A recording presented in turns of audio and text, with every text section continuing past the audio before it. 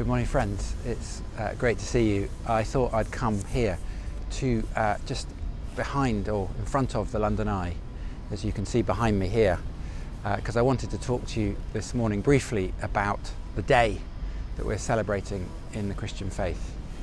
We call it the Ascension of Christ, and it's the moment when Jesus was raised up to heaven. It's recorded in the book of Acts chapter 1. Luke writes Acts, and it's his second volume, and the first thing that happens really in Acts is that Jesus ascends to the side of his Father, and it's a dramatic occasion, and there are two angels who are standing next to the men who see Jesus ascend. And as these men behold this ascension of Christ, the angels say, just as he's gone up into heaven, he's going to come back down again and be with us and remake the world. And I know all that sounds really fantastical and hard to believe, but the whole of the Christian faith is full of extraordinary stories.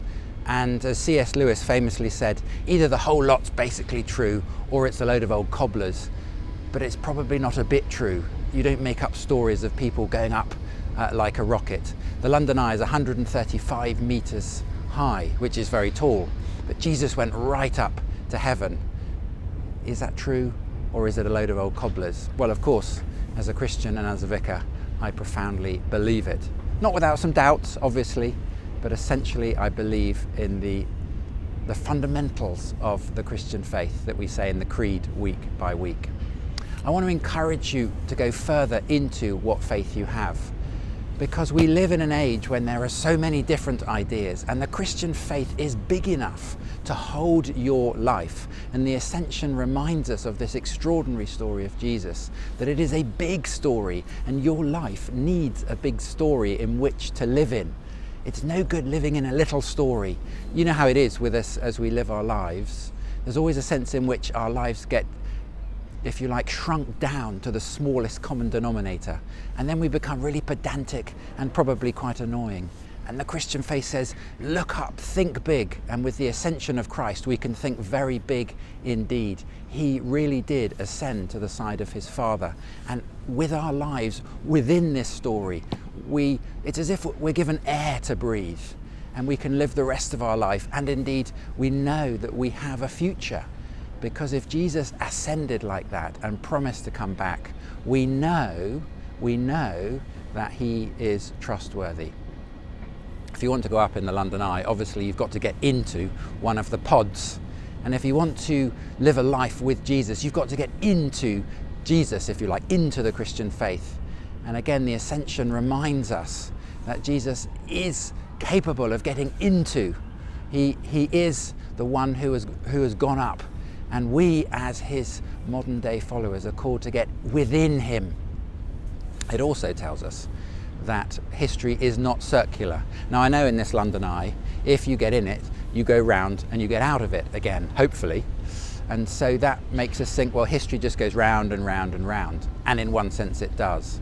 And yesterday I had the extraordinary, well, call it a privilege, but it was horrific, of watching footage of what is going on in the Israel-Hamas conflict, and it was absolutely horrendous. And I'm not passing judgment on either side, but what I was looking at was all the things that were done by Hamas, and it was brutal and it was graphic.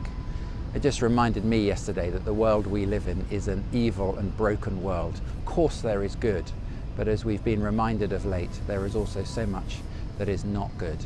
And sometimes we just think, well, it's just going to carry on going round and round in circles, much like the London Eye goes round and round in circles. But in fact, if Jesus is ascended at the right hand of God and has promised to come back in the same way he has left, then we know that history is in fact linear. It has a start, it has a middle, it has an end.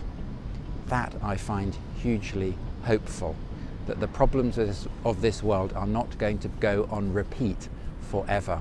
One day Jesus has said, I'm going to come back and sort out the world.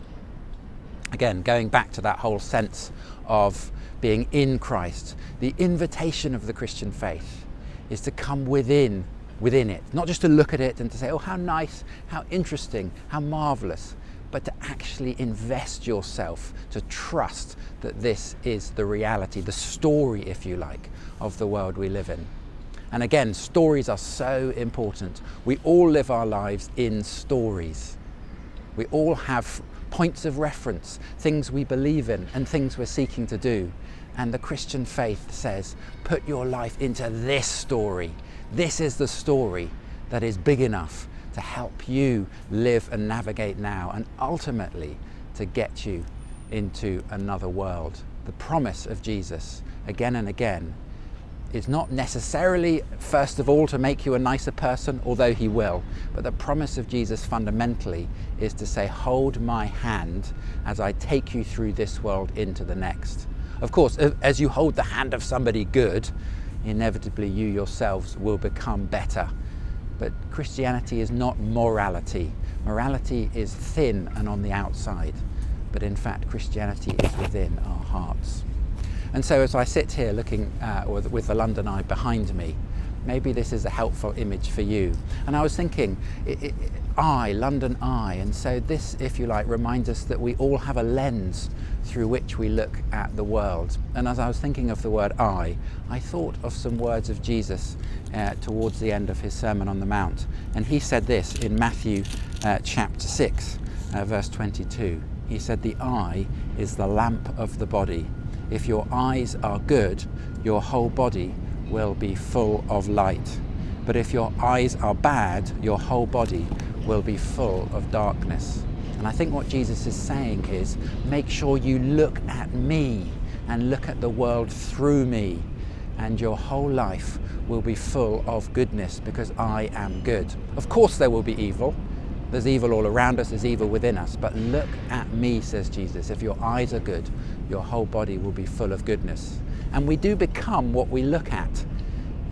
It's true, when people do terrible things, often it's because they've seen other people do it, seen it in films or seen it somewhere else on social media. And so what we look at defines what we become. And again, the Christian faith's invitation is, look at Jesus. Look at who he wants you to be. He wants you to be like him. And so if your eyes look at the right things, your whole soul and spirit starts to change. The London Eye, as I look at it, I see this extraordinary structure. And through the London Eye, I can see parts of London. I can see the Houses of Parliament. And if I could look beyond buildings, I would be able to see Buckingham Palace. So happy Ascension to you. Remember the hope in this extraordinary story, that Jesus really did ascend. And if you want to read it, Acts chapter 1 tells us from Dr. Luke exactly what happened on that Ascension day. Remember the hope there, and remember the invitation to site your life within this extraordinary story of Jesus Christ. Look at him, examine him, and of course I would say, trust in him. Friends, if you do that, as I have been doing for roughly 25 years, life gets better and better, and hope gets stronger and stronger. Of course, there are difficult seasons. I'm not saying there aren't. I'm not promising you absolute bliss, but I am inviting you to take hold more firmly, or perhaps for the first time, the hand of Jesus. And if you're a parent, this is the thing you really want for your children. You want them to situate their life within the great story of Jesus and the Christian faith. So happy Ascension to you. May you have a great day on this Ascension Day. And do join us on a Sunday. It's very difficult to be a Christian on your own. In fact, you can't do it for very long. You need us, and crucially, we need you. So please join us. I think we're friendly. I think our services are engaging, choral, informal, and I think we have great times after the service chatting and getting to know one another better. That's why we exist, to bless Bayswater and ultimately to bless you. Happy Ascension, and all the best.